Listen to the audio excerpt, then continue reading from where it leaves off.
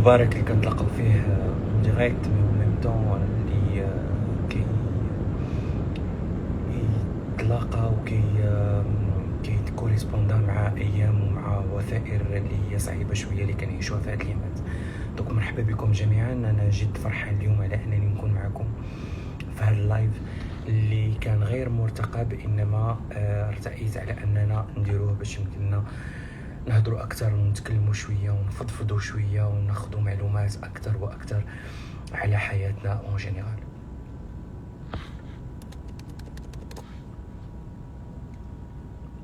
مساء الخير سلمى، مساء الخير لميرا، مساء الخير جوليا، يوسف مساء الخير، حنان مساء الخير، سعدية مساء الخير، فتونة الناصري مساء الخير، يوسف مساء الخير، إيمان علوي مساء الخير، هبة مريم مساء الخير. كيف ما قلت لكم اليوم هو واحد النهار اللي هو اسي بارتيكولي اللي كنتلاقاو به في هذا لو لايف هذا ديالنا في اطار هذه الظروف الصعيبه اللي حنايا كنمروا بها في هذه الايامات هذه، لا من ناحيه الوباء الخبيث اللي عايشين فيه ولا من ناحيه الاوبئه الاجتماعيه والاوبئه المرضيه اللي ولينا عايشين فيهم داخل هذا المجتمع اللي اصبح مجتمع يرتئي وينتظر على ان نكون يوما الناس اللي هم جديرين على اننا نكونوا انسانيين ونكونوا جديرين على اننا نكونوا في صفه انسان وليس في صفه حيوان. نتسنى على ان الاخوان يدخلوا ويشاركوا معنا اليوم باش يمكن لي نبدا هذا اللايف هذا. زينة مساء الخير، لبنى مساء الخير، يحيى مساء الخير، ايمن مساء الخير، شكون معايا كذلك،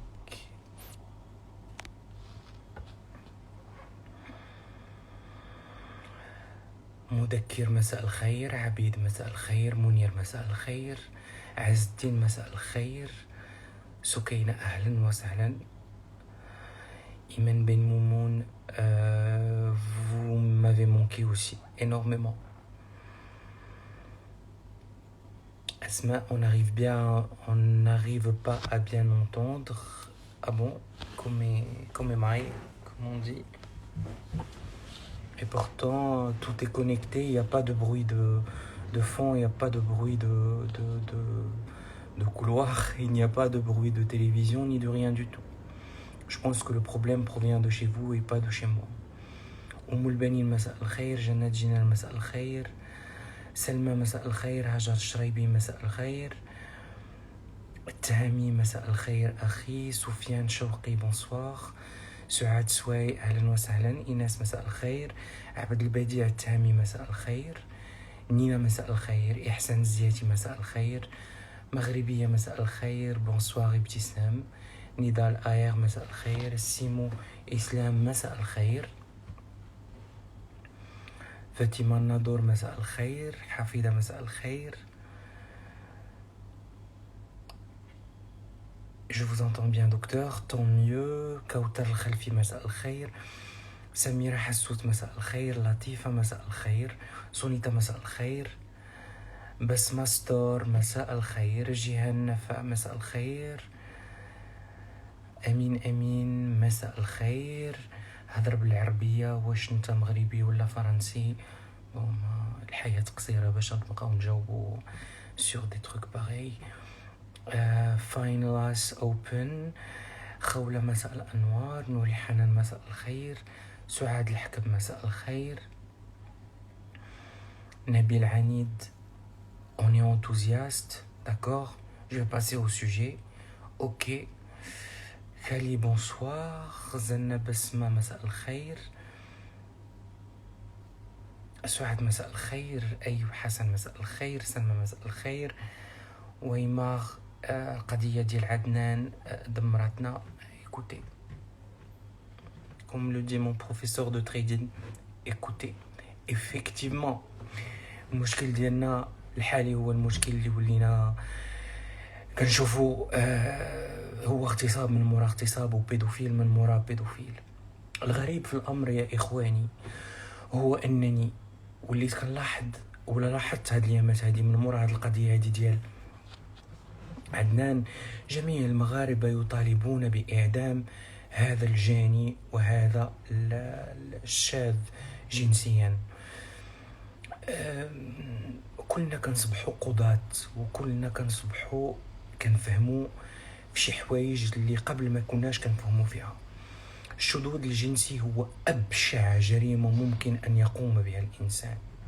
الشذوذ الجنسي هو أبشع جريمة ممكن أن يقوم به الإنسان، خاصة مع طفل أو لا طفلة اللي ما كيكونش عندهم رغبة في القيام بعلاقة جنسية، وبالتالي كيلقاو راسهم مساكن مع مغتصب في علاقة جنسية اللي كتخليه على أنه كيتستغلهم جنسانيا. جميل. إنما ما تنسوش يا إخواني على أن الاغتصاب ليس له سن، الاغتصاب ليس له جنس. من كنغتصبوا فتاة بحال من كنغتصبوا ذكر، بحال من كنغتصبوا طفل، لأن الجريمة واحدة، الاغتصاب. تنساوش هذه من بالكم، الله يجازيكم بخير. كل مغتصب هو مجرم، كل مغتصب هو مجرم، سواء اغتصب إنسانة، طفلة، عجوز، طفل، شابة أو شاب، يعني على أنه فرصاه أو لا فرصاها على علاقة جنسية دون اختيارها ودون اختياره، وبالتالي فهو مجرم. هذا اللي اغتصب عدنان الله يرحمه هو مجرم مغتصب، مثل اللي اغتصب أو اللي اغتصبوا المرأة الكبيرة بدون كونسونتمون ديالها، مثل اللي اغتصب نعيمة، هذه 5 سنين دابا إلا كنتو كتذكروا، الطفلة مسكينة أو السيدة الشابة اللي كانت ذوي الاحتياجات الخاصة اللي كانت نعيمة واللي اغتصبها ولد جيرانهم، كذلك هو مجرم. الجريمة واحدة يا إخواني، هي الاغتصاب. الإعدام ما يمكنليش نهضر عليه لأنني لست بخبير قانون، إنما قتل الروح بدون الحق هي تستاهل على أنها يكون كذلك عليها إعدام. إنما ما تمشيوش في الهوج وما تمشيوش في النفسانية ديال لا هذا اغتصب مرأة ماشي بحال اغتصب ولد، ماشي بحال اغتصب مرأة كبيرة أو لا اغتصب راجل كبير. الاغتصاب نفسه، الاغتصاب جريمة. الاغتصاب سواء اغتصبت طفل أو لإنسان كبير أو لإنسانة صغيرة، أنا أسمى بمجرم وأنا أسمى بمغتصب. إنما القتل العمد هو جريمة أكثر، لأن هذا السيد هذا ما كفاهش الاغتصاب، إنما كذلك ناض باش أنه يقتل هذا الطفل البريء اللي كان معه. وهنا كيمكننا نتكلموا على جزاء الإعدام، أو يمكننا نتكلموا على عقوبة الإعدام. هنا كيمكننا نتكلموا عليها. أما الاغتصاب إذا كنتوا كتحكموا بأن كل مغتصب يجب أن يعدم، فبالتالي هذا المغتصب هذا كان مغتصب طفل أو لا طفلة أو لا عجوز أو لا شابة، حتى ديك الشابة ملي تغتصب ما يمكن لكمش تصوروا شنو هي النفسانية ديالها ملي كتكون دازت في علاقة جنسية مع إنسان بدون رغبة ديالها وبدون كونسونتمون ديالها، فهو كذلك مجرم. ما تبقاوش تخليكم في قالب واحد، اغتصب طفل اعدام، اغتصب شابه ماشي مشكل راها بخاطرها، ما كاينش بخاطرها، لان المغتصب هو مغتصب والاغتصاب هو واحد كيف ما كانت الضحيه ديالو. وهنا بغيت نوقف هذا التفسير هذا باش نجاوب على الاسئله ديالكم اللي كنزيد ناكد عليها ونزيد عاوتاني ناكد وننادي ونجدد النداء. هذه 15 عام وانا مازال كناديها، لابد من ثقافة جنسانية وثقافة ديال صحة إنجابية، لا بالنسبة لنا كراشدين ولا بالنسبة لنا كآباء وأمهات اللي كنتكلموا مع أبنائنا وأطفالنا.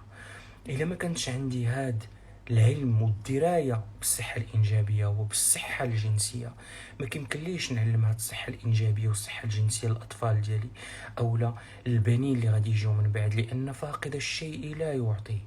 لذلك ما يكونش عيب وعار بالنسبة لي أو لا عيب عليا أو لا نحشم على أنني نتكلم ونسأل أهل المعرفة على ما يجب أن يدرس وما يجب أن يعلم فيما يخص هاد الصحة الإنجابية والصحة الجنسية باش يمكن لي نلقنها لأطفالي ونلقاها لأبنائي أو للبناتي. كفانا من الحكم المسبق، لا مشى بخاطرو، لا علاش مو صفطاتو بوحدو، لا علاش باه يخليه بوحدو. كفانا من تبرير، كفانا من أحكام مسبقة على جريمة وقعت، لأن هذا التبرير والأحكام المسبقة يجب أن تكون قبل الجريمة. أما من مورا الجريمة ما عندنا لاش نبداو كون وما يكون وعلاش ومع مراد الله وكون خصنا نديرو وكون ما خصناش نديرو. هذا الكلام هذا كان خصو يكون قبل أن تقع هذه الجرائم اللي كنعيشو فيها يوما بعد يوم. افو لودونس لكم الكلمة، وغادي نحاول على أنني نطلع معايا ناس في اللايف باش يمكن لكم تسألوا الأسئلة ديالكم مباشرة. Donc je vais voir le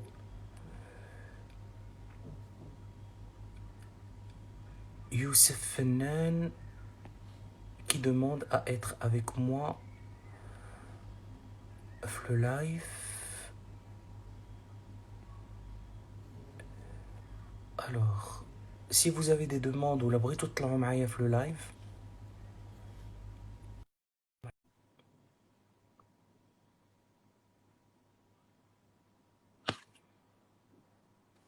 Alors, elle n'est pas là. اللي باغي يطلع معايا في اللايف، شكون هادي اللي كتقول لي انت مع المجرم؟ ما نجلسش نشرح لانني بقيتش كنجاوب على لي ريديكول. Alors, Sarah Marshall qui veut rentrer avec moi في le live. مرحبا بك. أجونجي نتسنى على أنها تطلع معايا في اللايف. Bonjour. مساء الخير سارة. Ça va, vous allez bien? الحمد لله. Ouais. Je suis désolée, j'ai coupé la vidéo et je vois plus rien. Il n'y a pas de problème. Il n'y a pas de problème. Vous Tu allez es de bien? quelle ville? الحمد لله. Oui, je suis de Rabat, mais j'habite. En fait, j'étais en France, mais là, je suis à Bruxelles. À Salé. J'étais à Rabat, mais là, je suis à Bruxelles. Ah, super. À Bruxelles. Ouais. Yekma, tu fais l'ULB. Pardon? Yekma, tu fais l'Université libre de Bruxelles. Non, Non? j'ai une école de commerce à Paris. Eh bien, Ça bon s'appelle courage. CASE, c'est du marketing et communication. Super. Et puis là, je viens d'arriver à Bruxelles, donc je suis en train de chercher une école et tout. Je suis dans une phase De d'installation. recherche. Voilà. Ouais, Parfait. de recherche. Allah يوفقك. Je Ouais. t'écoute. قولي لي quoi ta Bah, en fait, question. ça, je t'explique parce que quand je chauffe le live, et à un moment, j'ai arrêté et là, très vite le live. Donc, je vois pas, les كتطلع ناس شنو. Est-ce qu'on doit poser des questions ou là on parle Alors, juste c'est comme tu veux. Soit tu veux intervenir sur le sujet l'Ilioma, soit si tu veux poser des questions, c'est bon aussi de poser des questions pour que tu puisses répondre en direct. bah, en fait, moi أنا بحال كاع المغاربة اللي فريمون تأثروا بهاد الفكرة، اللي فريمون تأثروا بزاف بهادشي اللي طرا. عرفتي جيتي شوكي، كان فيا واحد الخوف بزاف.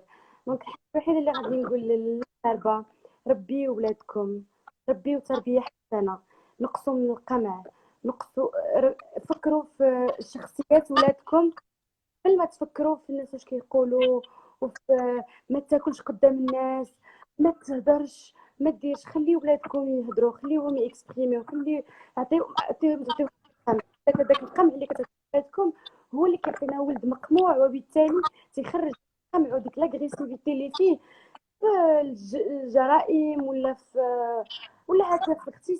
يعني الحاجه الوحيده اللي ننصح بها زعما كاع الناس اللي كيشوفوا عندك في لايف، ربي ولادكم تربيه زوينه، تربيه عقلانيه، ماشي داكشي اللي علموكم والديكم، باسكو سي با فورسيمون صحيح داكشي.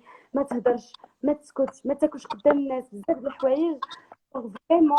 وخصوصا الاولاد، يعني عرفي الولد كيفاش كتربيه. يعني نهضر مع البنت دابا، كنخاطب المراه المغربيه هي اللي كتعطينا مجتمع حاولي تثقفي راسك باش تعطي مستحيل، باش تعطي اولاد اللي زوينين، ماشي نتيا تثقفي راسك باش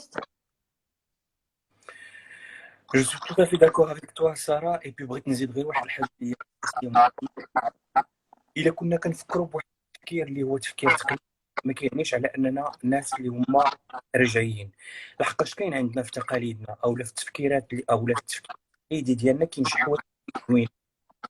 كنعرف بان في الاول جدودنا وقبل من جدودنا كان عندهم واحد الحوار اللي هو مهم بزاف معنا، يعني كانوا كيتحاوروا مع بناتهم، كانوا كيتحاوروا مع بناتهم، كانوا كيناقشوا مجموعه ديال المسائل. الجيل الجديد الي ان بو امبروي باسكو ما عرفش راسو واش يتبع الثقافه ولا يتبع الدين ولا يتبع الجاره شنو كتقول ولا يتبع المجتمع كيقول. مي ليسونسيال هي تكون عندنا اون ايدونتيتي، يكون عندنا واحد التعريف اللي هو ديالنا اولا واحد الشخصيه ديالنا اللي كتعتمد على كلمه زوينه قلتيها، ثقافه، وانني نقرا، انني ندرا. حتى الانسان اللي ما كيكونش كيقرا ماشي عيب على انه يطلب المعلومه من صاحب المعلومه. كنلاحظوا بان في يوتيوب ولا عندنا واحد لو كونتوني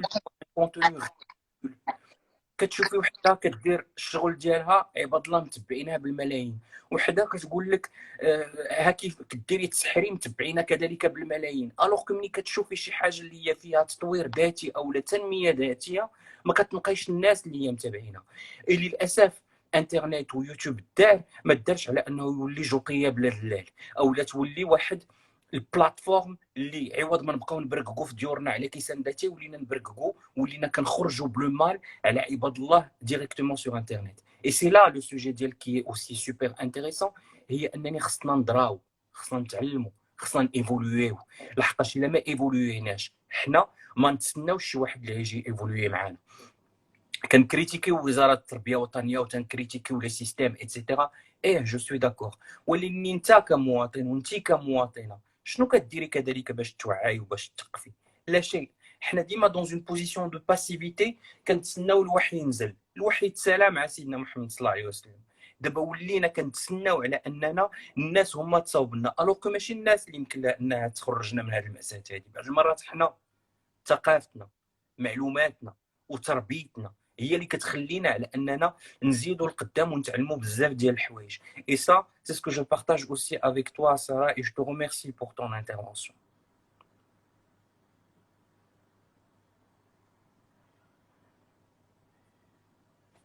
J'entends plus rien. ما كنسمعش. بون جو في اسيي على انني اتون كومون في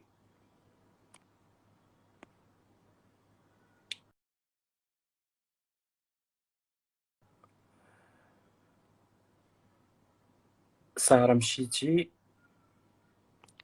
Bon, je vais reprendre une autre personne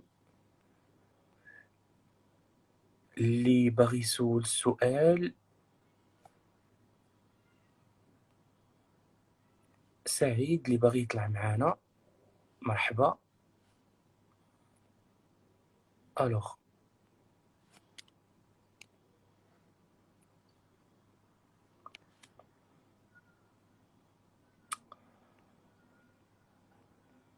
توجور ان بروبليم باش يمكن لي نطلع معايا شي واحد في اللايف.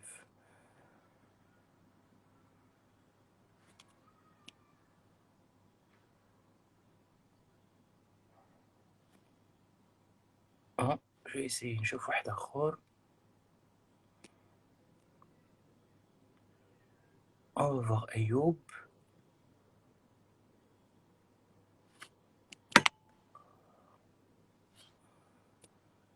Je vais le demander riposter.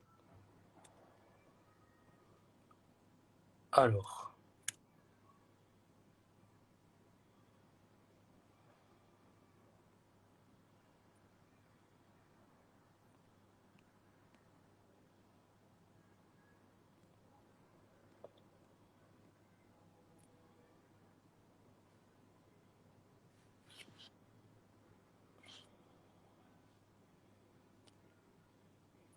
كنحاول على انني طلعوا معايا في لو لايف.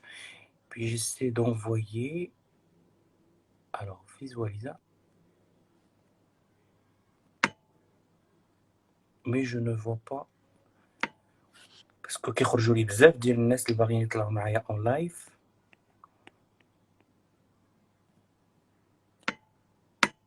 بون je vais attendre encore une fois.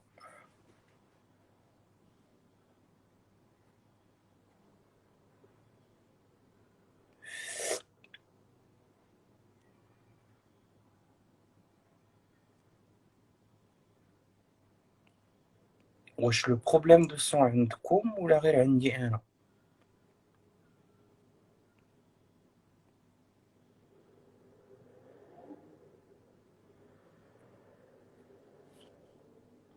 بون جو بونس كو جو من الاحسن على انني نجاوب على لي كيسيون ديريكتومون هنايا باش يمكن لينا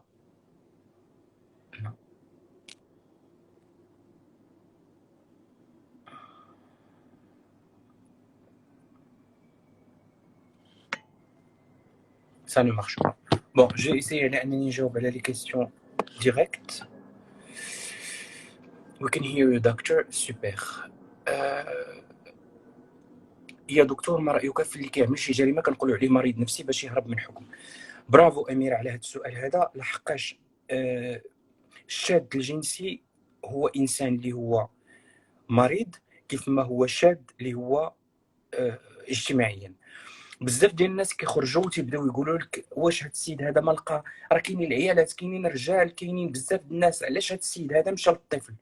اللي خصنا نفهموا هو هاد الشاذ الجنسي ما كيعجبوش الناس الكبار، ما كيعجبوش العيالات، كيعجبوه الاطفال، لذلك فهو انسان اللي هو مريض.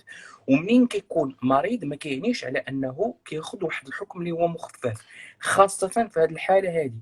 يعني هو مريض يثبت عليه المرض لانه شاذ جنسيا، انما يعاقب حسب القانون لانه مجرم. وهنا عندنا الاجرام مضروب في جوج، لحقاش كاين اغتصاب وكاين اون ميم طون القتل اللي هو القتل العمد.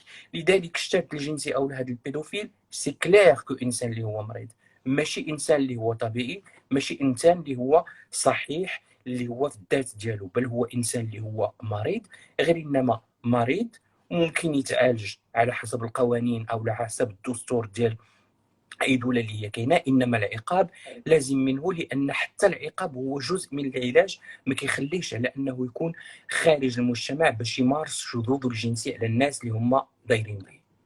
فوالا جو بونس كو جي ريبوندو ا سيت كيستيون. نقلب على شي سؤال اخر. ممكن محاضره غدا في مونبوليي في الجامعات والمعاهد؟ مرحبا سعاد.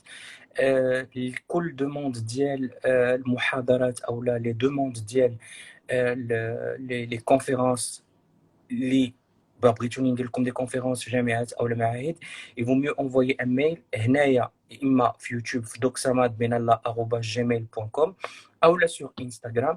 Comme ça, je chauffe en fonction de mon planning pour voir où est-ce que je peux et où est-ce que essentiellement je peux caler les conférences. كيفاش نتخلص من الافكار السلبيه على الدين؟ لان جاتني افكار بزاف على الشرك وكنخاف نطيح في هذا الشيء، وكنحس نفسي كنستجب للجانب الشرير كتدفعني لفعل الاشياء التي لا تغفر. ما هو المشكل وما هو الحل؟ لينا منين كيكون عندي واحد الزعزعه، يا اما في عقيده، اما في ثقافه، اما في دين، كيعني على ان عندي قابليه ديال العقل هشه كتخليني انني نتزعزع، يا اما في ثقافه او في دين او في عرف. ما ندخلش معك في العامل الديني لانني لست مختص به، انما غادي ندخل معك في الجانب النفسي اللي كيخليني نولي واحد الانسان اللي هو مزعزع في عقيده او في دين او في عرف. قبل ما تفكري في التفكير في الدين او لا في التبدال ديال الدين او التبدال ديال العرف او التبدال ديال العقيده، فكري في الهشاشه النفسيه اللي كتعيشي فيها. في غالبيه الاحيان كيكون السبب ديالها اما صدمه عارمه على واحد لو فات اللي كان وقع لي في حياتي، او لا مشكل اللي خلاني انني فقدت الثقه في انسان، او لا فقدت الثقه في مجتمع، او لا فقدت الثقه في عرف، او لا في عقيده اللي كننتمي ليها. غالبيه الاحيان تتكون اون ديبرسيون او لا واحد الاكتئاب اللي هو ضريع لداخل كيكون كرونيك وكيكون كيكبر معايا على مرور السنين ومرور الشهور. ومن كيجي كيتاكسبلوزا هذا الاكتئاب كيخلي على ان تكون عندي واحد الهشاشه فكريه والهشاشه عقائديه اللي كتولي تخليني نشكك في بزاف ديال الحوايج اللي كيدوروا بيا. او المرض الاساسي اللي ما خصناش نهملوه اللي هو مرض سكيزوفرينيا، اللي كيكون عندي فيه ما يسمى بانفصام الشخصيه، ماشي دوبل بيرسوناليتي مي انفصام الشخصيه، اللي كتخلي على ان بحال كيكونوا عندي اصوات او لا شي عراقيل في الذات ديالي كتقول بان خصني نبدل هادي وندير هادي، هاد الصوت تيقول لي ونفعل ونترك ايتترا.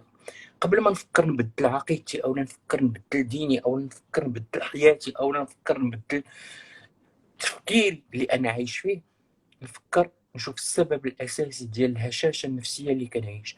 لان في غالب الاحيان كيكون السبب ديال هذا الاضطراب اللي كيجيني لا من ناحيه الرغبه في التغيير ديال بزاف د الحوايج، هي ناتجه على هشاشه فكريه وهشاشه اللي هي عندها علاقه بتكوين اللي هو نفسي. فوالا جيسبيغ على انني نكون جاوبتك على السؤال ديالك. واحد صيفط ان ميساج بالطليانيه كيعاير فيه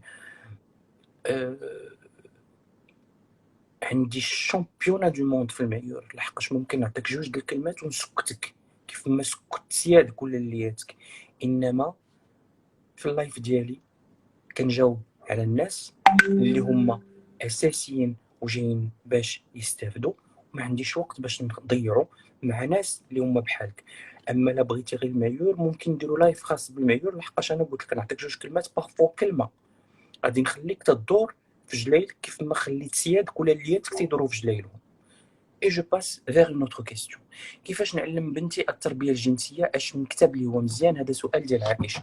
التربيه الجنسيه ماشي ماده عائشه، باش خصنا نديروا هذه القضيه هذه اللي هي في بالنا ومهمه بزاف. ملي كنتكلم على تربيه جنسيه كنتكلم على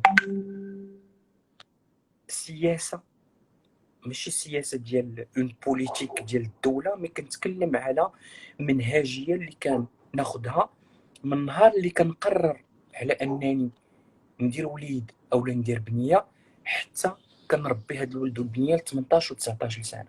هذه هي التربيه الجنسيه. راه من النهار الاول اللي كنقول مع راساتي بانني اليوم بغيت نتزوج وبغيت ندير وليدات، هنا كتبدا التربيه الجنسيه. باش؟ وهذا سؤال اساسي. اولا بمعرفه ذاتي، كنعرف انا شنو هي الاعضاء التناسليه ديالي، شنو هي الاعضاء غير التناسليه ديالي. مثلا منين كنهضر على الاعضاء التناسليه ديال المراه كنهضر على اعضاء تناسليه اللي هي داخليه واعضاء تناسليه اللي هي خارجيه. الاعضاء التناسليه الداخليه هي المهبل، هي لوتيروس او الرحم، هي العنق ديال الرحم، هي لي ترومب دو فالوب اللي كتشكل لي العضو التناسلي الداخلي. الاعضاء التناسليه الخارجيه ديال المراه هي الثديين والجهاز التناسلي الامامي. الدبور ماشي جهاز تناسلي، اللي في غالبيه ديال الاحيان كنعتبروه جهاز تناسلي، لان الدبور اولا الوراء هو واحد العضو اللي هو عضو داخل في التركيبه اولا في التكوين ديال الجهاز الهضمي وليس بالجهاز التناسلي. للاسف الشديد ولينا كنشوفوا دابا لا في انترنت ولا في لي كامباني ميدياتيك ديالنا ولا في لي كامباني ماركتينغ ديالنا كنتكلموا على المؤخره لدى المراه او لدى الرجل على اساس انها اول حاجه تثير الانتباه وتثير الشهوه عند الرجل او لا عند المراه. وهذا خطا فادح في التربيه الجنسيه، لان من كنتكلم على الدبر او من كنتكلم على الوراء على انه شهوه جنسيه او لا رغبه او لا عضو تناسلي، كيخليني على انني كنولي كنفكر في علاقات جنسيه اللي هي خارجه عن اطار المألوف وخارجه عن اطار الصحه. هنا كنوليو في جوج ديال الفرق. كاينه فرق اللي كتقول لك لا، والانسان حر في ذاته، هذاك الجسم ديالو ممكن يكون عنده علاقات جنسيه من الوراء كيف ما ممكن يكون عنده علاقات جنسيه من الامام. من حقك حياتك، انا ما تندخلش فيها، انما خصني نعرف كو الوراء ليس بعضو تناسلي، ليس بعضو جنسي، لحقاش كتشهروا به وكل شيء. دابا اجي نكبروا المؤخره، تعالي لي تكبري المؤخره وديري الارداف، كتربي وتنمي الغرائز الحيوانيه عند الانسان. ومن بعد تتقولوا علاش عندنا اغتصاب، علاش عندنا علاقات جنسيه خارجه على المألوف، علاش عندنا رجال كيخرجوا مع رجال، علاش عندنا رجال كيخرجوا مع جو سي با كوا، علاش عندنا اغتصاب الى ما غير ذلك. نتوما اللي كتشجعوهم. علاش كتشجعوهم؟ لحقاش كتقلبوا وتنشوف من خلال مجموعه ديال الاشارات كيف تكبرين مؤخرتك. هاكيها القويلبات، هاكيها المحقن، هاكيها انجيكسيون دو غريس، هاكي سيري البلاد الفلان فلانيه باش تكبري المؤخره ديالك. دوك نتوما اللي كتشجعوا الناس على انهم، وكتشجعوا على الرذيله، وكتشجعوا على علاقات جنسيه اللي خارجه على المألوف. فبالتالي الا كنتو كتشجعوها، اسومي لي ريسبونسابيلتي ديالكم، اسوميو، يعني تقبلوا ما يقع داخل المجتمع. وهنا كنقول لكم كاينين جوج فرق، لانها شيء مهم خصني نديروه بذاتي. كاين اللي كيقول لك هذيك حريتي الشخصيه، انا بغيت ندير بذاتي اللي بغيت، وانا كنقول لك حريتك دير بها اللي بغيتي، غير انما ما تحاولش اخويا او لا اختي تقنني لي هذه الحريه هذه وترديها على انها حاله عامه. ليست بحاله عامه، كيف ما هي ليست بحاله اللي هي ما نقولش طبيعيه، انما بحاله اللي هي مألوفه في علاقه جنسيه وتناسليه اللي هي مكادريه. وهنا كنتكلم لك اللي خلاتني انني كنجاوب كعائشه على كيفاش نربي بنتي على تربيه جنسيه. هنا كنرجع للاساس اللي هو انا كأم وانا كأب خصني نعرف بعدا شنو هو الجنس، خصني نعرف بعدا شنو هي الشهوه الجنسيه، خصني نعرف بعدا انا شنو هي عضو تناسلي. واش انا كرجل وكنشوف في المراه وكنقول الطرف عندها مورسو عند هاد السيده هادي؟ كيفاش بغيتي تربي ولدك؟ كيفاش بغيتي تربي بنتك؟ الا كنت انت كأب او انت كأم كتفكري بان الشهوه الجنسيه او الشهوه التناسليه كتعتمد على الدبر او كتعتمد على الوراء، كتربي ولدك وبنتك على انه حشومه ما تقيش ديك البلاصه، الوغ ديك البلاصه انا قلت لكم داخله في الجهاز اللي هو الهضمي وليس في الجهاز اللي هو التناسلي. وثانيا انديريكتومون كتعلمي هذا الولد او كتعلم هذه البنت هذه على ان هذاك عضو تناسلي، وبالتالي كيمكن لك تقوم به في علاقه جنسيه. ومن كيمشي الراجل عند المراه وكيطلب منها على انها تقوم بعلاقه جنسيه من الدبر وكتقول له لا، الوغ كيف بالو معلم بان الوالد تيهضر على الطرف والوالد تيهضر على العضو اللور اللي هو كبير، ما بغاتش تعطيه لي مراتو. شنو كنمشي ندير؟ كنمشي نقلب على شكون اللي يعطيني الدبر. فين كنطيح؟ كنطيح في علاقات جنسيه اللي هي خارجه على اطار الزواج وخارجه على المألوف. ومني ما كنلقاش هنا كنمشي نقلب في حاجه اخرى. من كنبدا بعلاقات جنسيه في الدبور مع امراه، كنولي عاوتاني نبغي نجرب مع راجل، كنولي عاوتاني نبغي نجرب اخفو مع مراهق او مع مراهقه، من بعد تندوز الحيوانات، وهكذا دواليك. كل مشكل له اصل. واليوم تكلمت لكم ولاول مره على اصل ديال هذه المشاكل اللي تنقول لكم نتوما اللي كتشجعوها. علاش كتشجعوها؟ لحقاش كتشجعوا العلاقات الجنسيه انديريكتومون عن طريق الرغبه في تكبير المؤخره، الرغبه في تكبير الارداف، الرغبه على انك تقول ومراه واعره لحقاش عندها المؤخره واعره. وهذا كيعني على انك تشجع على علاقات اللي هي خارجه عن المألوف. هذا شيء اساسي خصنا نتلقنوا ونتعلموا. وحتى الا كنت انت مقتنع بها او انت مقتنعه بها، ما تقنعيش عفاك ولدك وبنتك بحاجه اللي هي ليست لها علاقه بالواقع. ما تقنعش عفاك ولدك وبنتك بشي حاجه اللي هي قناعاتك انت، اللي هي نفسيه واجتماعيه اللي هي ديالك انت وديالك انت. ما تقنعش اخويا او اختي هاد اللي جاي عاوتاني للمجتمع بحاجات اللي هي غير مألوفه. انت خويا او انت اختي تعجبوك المؤخرات او كيعجبك علاقات جنسيه اللي هي من الوراء، ما تعلمش اخويا ولدك وبنتك بان المراه خصها تكون عامره من اللور باش يمكن لي نتزوج بها. هذا شذوذ، هذا وسيله اللي كتخلي على انك توجد انكور واحد الفرد في مجتمع اللي غادي يقوم بعلاقات اللي هي غير مألوفه، وبالتالي انت المسؤول على ظهور مجرمين جداد داخل المجتمع. وهنا كنأكد على هذه الثقافه الجنسيه اللي كنهضر لكم عليها، والثقافه الانجابيه. كيف ما كنقول، وباش نجاوب ديما على الاخت عائشه، بنتي صغيره ما غاديش نجي انا من الصغر وانا كندير لها السوتيانات. بنتي مازال ما عندهاش التدين اللي هما باينين، غادي نخليها تعيش المرحله ديالها بان التدين ديالها ما باينينش. منين غادي يولي في الفتره ديال ما قبل المراهقه، اسم مولا كنهضر على التدين، كنهضر على الخروج ديال الاعضاء اللي هي جديده كتبان عندك ابنتي، لان الجسم ديالك كيتطور وكيتحول من فتره ديال طفوله الى فتره ديال رشد او لا فتره ديال ليتا ادولت، باش كيمكن لك تكوني مشروع امراه في المستقبل. وهذا شيء اساسي بسيط واساسي كنوريه لبنتي. الحاجه التي لا نقاش فيها ولا جدال هي عضو التناسلي ديال بنتي اللي ما كيشوفو حتى شي واحد. في بعض الاحيان كنوصلوا لواحد السن، خاصه ما قبل سن البلوغ، اللي ما خص لا امي ولا با يشوف لي العضو التناسلي ديالي، انما كنحث ولدي ولا بنتي على انه يجيني اساسيا ويجي يقول لي بان الا كان عندي شي مشكل او لا شفت شي حاجه اللي تغيرات، ماشي عيب وماشي عار على ان تجي تقول لي، لحقاش ليا خصك تجي تقول، سوا با سوا امي. ماشي لا والبنت تميل لامها والولد تيميل لباه. كاين البنت اللي كتميل لباها، وكاين الولد اللي كيميل لامو، وكاين الولد اللي كيميل لامو باه، وكاين الولد اللي كيميل لامو بلا باه. المهم هي انني ما خصنيش نخرج من الاطار ديال امي وبا.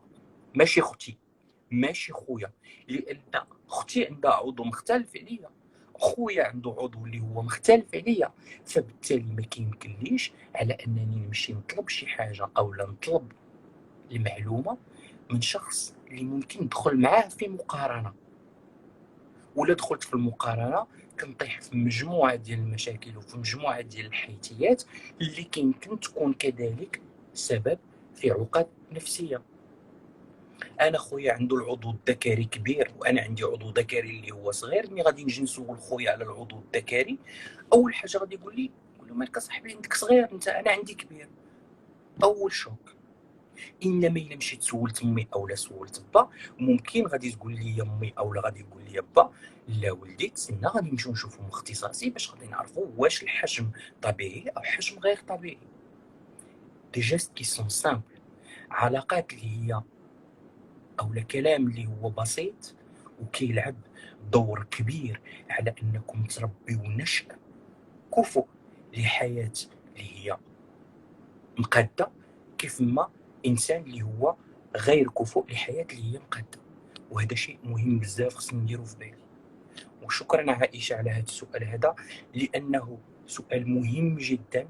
وكيف ما قلت لكم ما كايناش تربيه جنسيه في المدارس، كاينه تربيه جنسيه اللي كتبدا قبل الزواج، قبل التفكير في إنجاب الطفل، قبل إنجاب الطفل، بعد إنجاب الطفل، في الرضاعة، في الفطيم ديال الرضاعة، من كيكون كيحبو، في الطفولة الأولى، الطفولة الثانوية، ما قبل المراهقة والمراهقة وبداية سن الرشد.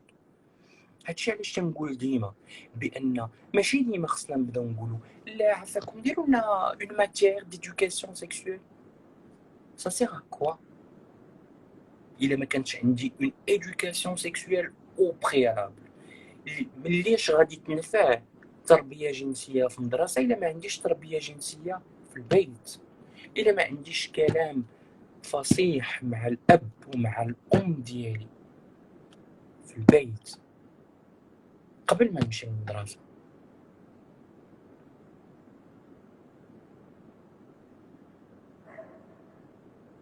Italiani fatevi sentire. Greta Cammarella. Alors, il faut qu'on parle depuis leur jeune enfant. مشات ما guardate. C'est parti. الإشكال حتى العلاقة بين الآباء والأبناء. لا شك بأن أول علاقة إنسانية وأول علاقة اجتماعية اللي كنقوموا بها داخل المجتمع، أو أول حاجة كنتعلموها داخل المجتمع هي علاقة الآباء والأبناء. أول علاقة. كاين اللي كيقول لك واه ولدي خلوي وبنتي ما ماشي هي هذيك، ما جاتش كتشبه لي، ولا ما كجاش كيفعل لي، ولا ما كجاش كيترك لي.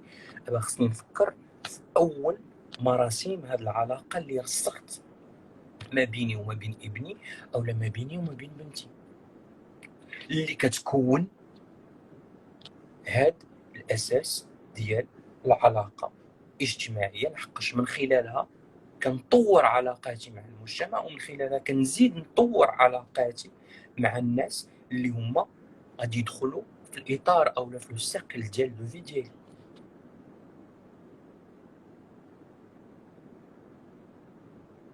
الوغ اللي كيسولني واش اللايف يتسجل، بيان سور كو لو لايف يتسجل، اي لي ديجا سور ما باج في اليوتيوب، في لاشين ديال اليوتيوب دوك سماد لايف ستايل. بغيت ناكد على واحد الحاجه باسكو كيجوني بزاف ديال لي دوموند اوسي بور لانيماسيون دو سيغتين كونفيرونس. Ça dépend de la disponibilité. Il va falloir m'envoyer un mail ou m'envoyer un message sur Instagram ou un mail la chaîne YouTube d'Eli, et comme ça je vais voir avec le planning pour les conférences. Pour les demandes de consultation, Libra des consultations, c'est sur Instagram. Vous m'envoyez votre numéro de téléphone, comme ça je vous envoie aussi le téléphone ديال les consultations en privé. كنتمنى لكم ليلة سعيدة، وكنوعدكم إن شاء الله تعالى على أننا نتلاقاو au cours de la semaine باش نهضروا كذلك على هاد المسألة اللي هي مهمة بزاف، ونهضروا كذلك على مجموعة ديال المواضيع. وكنظن لحقاش درت ان تليفون فيكس، كنظن على انه يكون احسن الا كان الاتصالات نرجعوا بحال البرنامج ديالنا اون تيكوت، يمكن لكم تصلوا بيا في لو فيكس باش يمكن لي نجاوبكم اون ديريكت. كنتمنى لكم ليله سعيده، وسعدت بزاف على انني تلاقيت بكم. اونكور اون فوا غادي تلقاو هذا لو لايف هذا في القناه ديال اليوتيوب دوك سماد لايف ستايل.